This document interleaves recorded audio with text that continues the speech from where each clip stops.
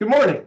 My name's Dan Stark. I am the Senior Vice President of Marketing here at Synergy IT Solutions. And as many of you know, October is Cybersecurity Month.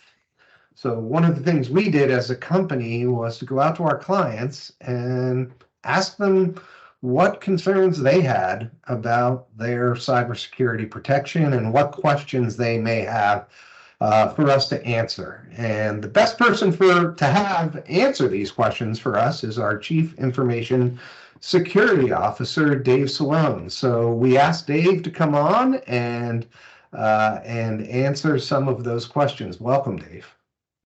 Yeah, thanks, Dan. Thanks for having me, and I'm happy to participate in this valuable thing for our customers. Awesome. So I have a couple of questions that have come in from our clients, but before we get started on that, I just was interested if you could give us a general sense of what the cybersecurity environment is today for business in general. I mean, it's a lot of the same as it's been, really, to be honest with you. I mean, ransomware is still a thing, and that's like the worst case scenario that we're planning for. And there's always the defense in-depth strategies or the layered security strategies that we put in place, and that's still a thing. There's no one silver bullet to protect yourself. So there's a lot of different services and technology that we've looked at to put in place, not only for ourselves but for our customers. Zero trust is starting to make some gains in the industry as well, as people start to kind of understand it. It's not a silver bullet, but it's more like a process and a philosophy. But that's starting to make some gains from a defensive posture.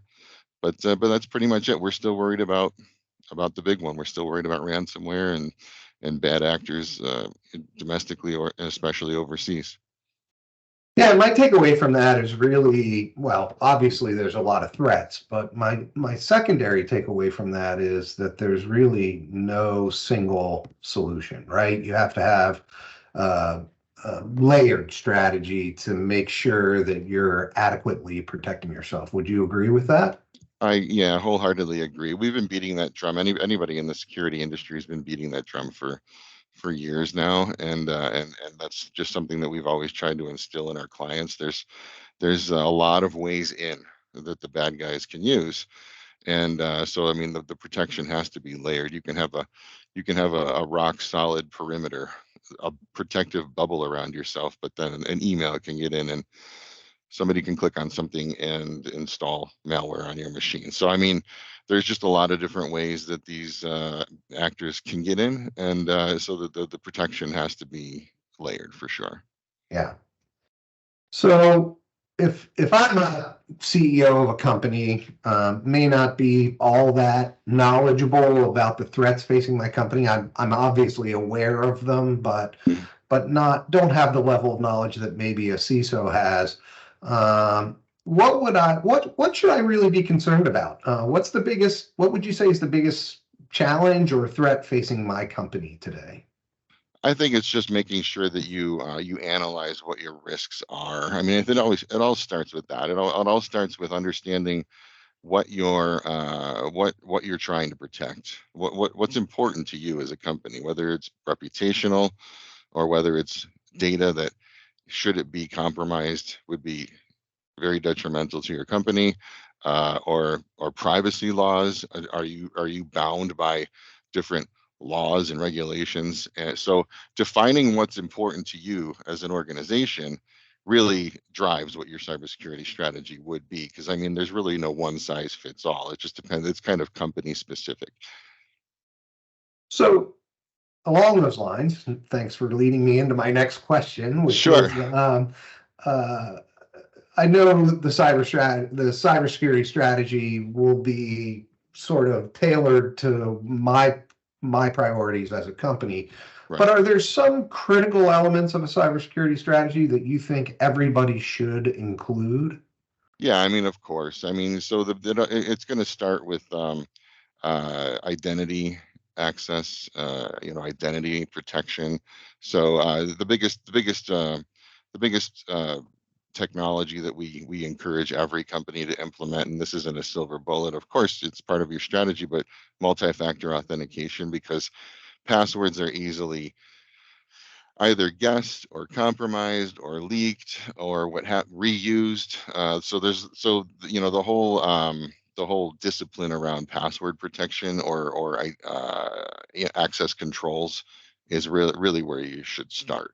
And then I would say get into more also security awareness training for your end users. I think an end user base that follows good cyber hygiene, and you know, even as a CISO, you should have an open door policy where people can just feel free to come in and ask questions or shoot you an email. I get emails all the time that say, "Is this email legitimate?" And that really kind of warms the heart as a cybersecurity professional, because the end users are now becoming keenly aware that phishing attempts happen, and they are trying, bad actors are trying to deceive them. So I think having that open door policy, educating your users is important as well. Awesome. That's a great answer. Thanks so much. Hmm. Um, so I think, again, if I'm putting myself in a sort of C-level chair, obviously my number one priority is to achieve my business objectives and goals. How how does implementing some of the strategies that you've uh, identified impact, or do those things impact my achieving my business goals in any way, shape, or form, would you say? They do, for sure. I mean, okay, so a business is in it to make money. You're in it to make a profit. That's why we do what we do, right? So so cybersecurity shouldn't be a hindrance to that. So the controls that are put in place really should enhance the security, but also allow end users to do their job. So you have to kind of keenly pick the types of controls and the technologies that you use that do put that this proper security barriers in place, but still allow users to function and to do their jobs. And it really, again, it depends on, I mean, if you were working for, a government, operation where the data was labeled as secret, you'd have a lot tighter controls, and you would probably have to be a little more inconveniencing to the end users. But if you have data that isn't as important, you can just put controls in place that meet that and match those particular needs. Yeah. And, that leads me to a question, which is, how do you find that balance between, end user productivity and effective security practices? It sounds to me like what you're saying is it really depends on what type of business you're on. But are there things you should be thinking about as a business owner or a C-level executive or even a technology IT director as to how you find the right balance between that end user productivity and security issues? Yeah, and again, that all depends on what you consider risk. So I mean, as a C-level person, you're always going to be thinking about cost. So I mean, the analogy is you wouldn't protect a $100 bicycle with $1,000 lock, essentially. So the controls that you put in place really do have to be cost effective based on the analysis of your risk and what you're trying to protect. The other thing that you would be doing, that I would encourage at least quarterly or yearly, is to do assessments of your organization so that you know where those gaps lie. There's things called vulnerability assessments. They can be done from the outside of the company, as well as analysis of the internal part of your network. There's things called penetration testing, which you can hire what's called white hat, or hired actors to try to break your network and then tell you what they found, so that you can close some of those gaps as well. Those types of assessments, I think, are critical to any organization, and they show you where your vulnerabilities lie, and then ultimately it becomes a decision as far as how you want to manage that risk. And you can manage risk in several ways. You can either mitigate it, you can protect that risk, you could transfer that risk to maybe an insurance carrier, so that if you are breached, there's a payout. you could simply accept that risk and just say, you know what, if that gets compromised, I'm willing to just accept that and move on. So there's Yeah. a lot of different ways to approach it. Yeah, great point. Um, so, in today's environment, technology is just emerging. New technologies are emerging at an increasingly fast rate, right? Right. It seems like every day there's something new out there that's the next big thing. So, as a cybersecurity professional, how do people who do what you do actually assess those emerging technologies to determine if they are increasing potential threats to your systems and data and infrastructure? I mean, a lot of it has to do with research, and then also, so you research what these emerging technologies are and what their potential impact is, and there's a lot of different avenues that you can go to gather that research. You can go through just research articles. You could go through periodicals. You could go through companies that do that type of research and publish findings on that type of thing. But I mean, let's just use. There's a couple things that are out there today. Like for instance, AI is the one that everybody's talking about. But that one is machine learning, where there's a lot. And if you haven't used some of those technologies, they're quite good at writing code, and they're quite good at analyzing different scenarios and giving you quick answers on that type of thing faster than a human might be able to do. And inexperienced people can leverage those tools. So AI is a big thing. The other thing that they've been talking about for years now, but it's still a little bit out there, is quantum computing. That is really something that uses physics at the atomic level to essentially compute a lot faster. So now that all the algorithms that we use today for encryption could potentially be broken, and then you might have to leverage quantum computing to come up with better algorithms, and things like that. So those types of things are just floating out there. You hear about them from your peers, you see them at trade shows, you hear about them in the industry and in the literature, and that's where you kind of find out about these types of things. Yeah, I mean, well, certainly when it comes to AI, you can't really wake up in the morning without hearing about how it's going to change the world. I just hope it Right. doesn't take over the senior vice president of marketing role at or or Synergy. the, or the, So, or the cybersecurity lead for an organization. I hear you on that.